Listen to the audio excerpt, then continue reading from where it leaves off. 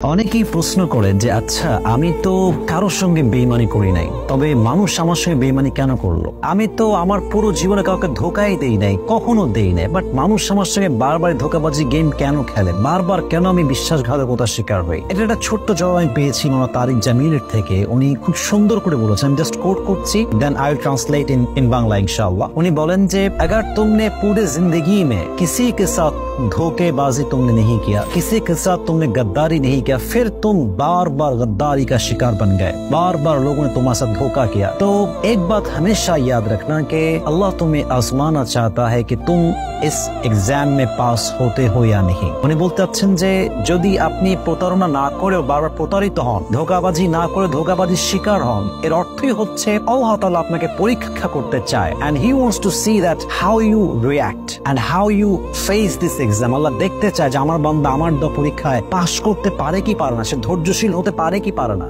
যদি বান্দা ধৈর্যশীল হয়ে যায়, যদি আপনি প্রতারিত হওয়ার পরে স্ট্রং থাকতে পারেন, ধৈর্যশীল থাকতে পারেন, ওয়াল্লাহি আল্লাহর কসম, আল্লাহ আপনাকে এত বড় উত্তম নিয়ামত দিবে, পুরস্কার দিবে, যেটা আপনি কখনো কল্পনাই করতে পারবেন না ইনশাআল্লাহ তাআলা।